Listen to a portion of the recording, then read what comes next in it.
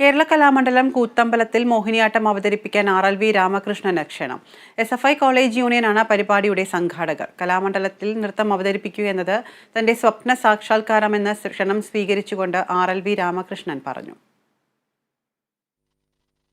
RLV രാമകൃഷ്ണനെതിരായ സത്യഭാമയുടെ അധിക്ഷേപ പരാമർശത്തിനെതിരെ കലാമണ്ഡലത്തിൽ ഇന്നലെയും വലിയ പ്രതിഷേധങ്ങൾ അരങ്ങേറിയിരുന്നു. ഇതിന്റെ തുടർച്ചയായാണ് കൂത്തമ്പലത്തിൽ പ്രതിഷേധ സൂചകമായി മോഹിനിയാട്ടം അവതരിപ്പിക്കാൻ RLV രാമകൃഷ്ണനെ ക്ഷണിച്ചത്. ഇതുവരെയും കലാമണ്ഡലത്തിൽ നൃത്തം അവതരിപ്പിക്കാൻ അവസരം ലഭിച്ചിട്ടില്ലെന്നും ഇത് സ്വപ്ന സാക്ഷാത്കാരമാണെന്നും ക്ഷണം സ്വീകരിച്ച് RLV രാമകൃഷ്ണൻ പറഞ്ഞു. ഒരു നർത്തകൻ എന്നുള്ള രീതിയിൽ ഏറ്റവും സന്തോഷം തോന്നുന്ന ഒരു മുഹൂർത്തമാണ്. കാരണം കലാമണ്ഡലത്തിലെ MPhil PhD ചെയ്തിട്ടുണ്ടെങ്കിലും അവിടെ ഇതുവരെയും ചെലങ്ക കെട്ടാനായിട്ട് ഇപ്പോൾ ഡോക്ടറേറ്റ് ഒക്കെ നേടിയിട്ടുണ്ടെങ്കിലും ഒരു ചെലങ്ക കെട്ടാനൊരു അവസരം നമുക്ക് ലഭിച്ചിട്ടുണ്ടായിരുന്നില്ല.